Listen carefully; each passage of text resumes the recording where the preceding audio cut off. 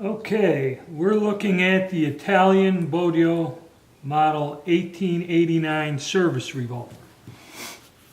This revolver, obviously where the name comes from, was adopted by the Italian military in 1889. They had a board that convened and decided what they were going to do or what design they wanted, and the board was run or chaired by Carlo Bodeo, and that's how it got the name. The pistol has two variations. There is an officer's model and an enlisted model. The enlisted model was made in larger quantities, and that is what we have here. We have the enlisted model. The difference is the enlisted man's model has a folding trigger, and I believe it was designed like this so it fits in a smaller, more compact, streamlined holster, where the officer's model will have a trigger guard. Also, the 4.5-inch octagon barrel is on the enlisted man's model, where the officer's model would have a round barrel and be basically the same gun with a trigger guard. Now, you will also find variations because this gun stayed in service from 1889 until it was used in World War II by different forces. I believe it was manufactured from 1889 to 1931. But after World War I, these guns were reworked or re-arsenaled, and a lot of these enlisted men's guns with the folding trigger were modified with a trigger guard and a regular trigger that doesn't fold. So you will find these revolvers that look like this but with a non-folding trigger and a trigger guard that were reworked post-World War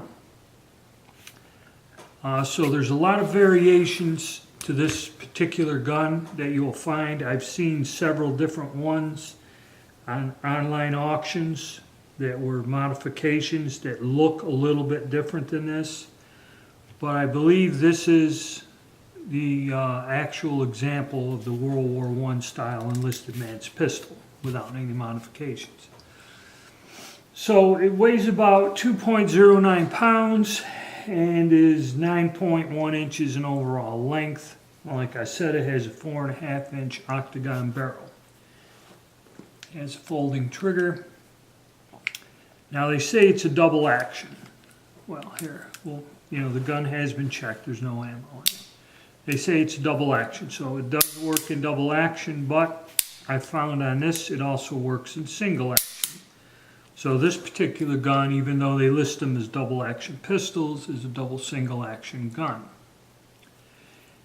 And the design is quite similar to a lot of the European designed military revolvers from that time, the 1880s, 1890s. It all kind of started with the French, 1873, and they all kind of operate field strip along similar lines, with variations and modifications for the different models. Okay, this gun here, we'll take a look. Get up close. You'll find the serial number is here. Your loading gate, which comes down. There's a little bit of a proof mark or something up on the frame. And you'll find these, I've seen one that was a police issue that had the police markings on it, that it was used by the police and had unit markings and that on it. And in this area here, you will find the manufacturer and the date. Now, you can find some of these that are antiques if the date's there. The date on this here, 1918, made in the last year of the war by Brescia. And the pistol had several different manufacturers, and I believe the Spanish supplemented the Italians during the war and made versions of this also, which would be made in Spain. So the pistol varies a lot in quality and and different features. So it would be an interesting gun to collect for variations in that. Now, how it operates is, like I said, you have your loading gate here. Okay, it's a double single action. You take and you pull your loading gate down. And this gun, much like the, I think it's the Swiss pistol, is also similar. Once you pull the loading gate down, you pull the trigger and it rotates the cylinder. It does not actuate the hammer the way this mechanism is. And that's how you'd load the gun. You load a case, pull the trigger again, load a case. Also, to get your empty cases out, you got this here. You pull this out like that, swing this block up, and then you push the rod out, and the rod pushes your case out. And you pull it back, pull the trigger, index your cylinder, do it again. And that's how you load and unload. Like I said, a lot of the European military revolvers all are similar like this. They have the little rod. You rotate your cylinder, your loading gate's located here. Now on earlier versions of this, I've seen there's other parts in that aren't here. So I'm not quite sure what they do. You might have a variation of this. The earlier models, I think, were changed. But this is your basic, probably most common version that you'll find. It is calibered in the, it's called either the 10.35 Italian revolver round, or sometimes it's called the 10.4. Now, ammunition is made by Fiocchi. It's probably the one company that makes modern ammunition. But see, Fiocchi does all the obsolete cartridges once every 8 years or something. They'll have a run. And they do a lot of them, and this is one of them. You can make ammunition. There's a couple different cases you can modify, but I use the 44 Russian. You trim it back and go through with the dies, and I have a custom bullet mold which is pretty close to the design of the bullet, the original bullet. It uses an unusual diameter bullet. I think it's like 423 or something, because it's close to 427. And I forget what I sized these to. I think I sized them to 424 for this particular gun. But I will do a separate video on making the ammunition for it, but that's about what it is. It's not a powerful cartridge. It has like a 171 grain bullet. It's not quite as large as the other 44s or 45s.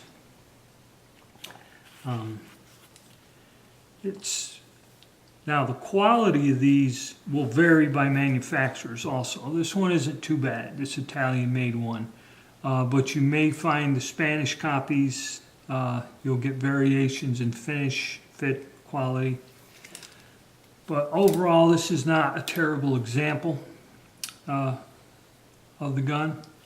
To field strip it, I'll go over this quick.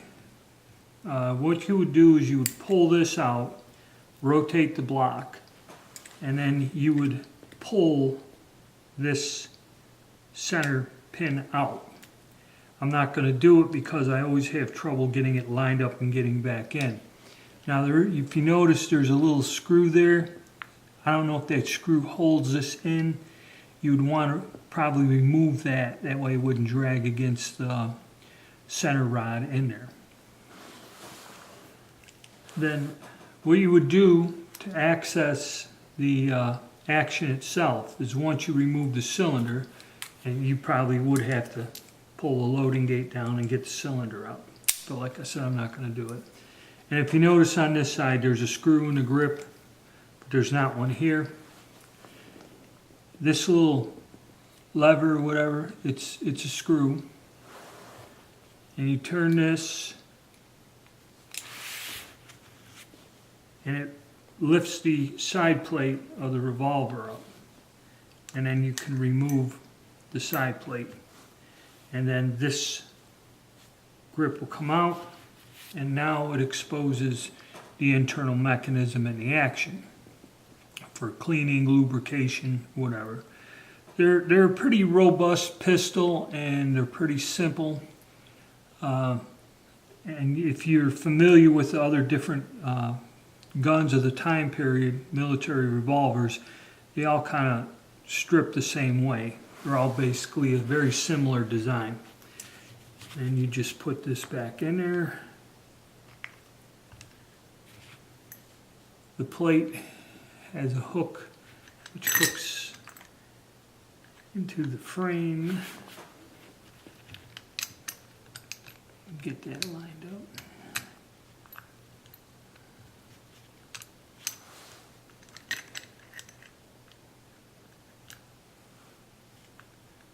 Okay, and then you turn your screw, and that gradually brings the plate down to where it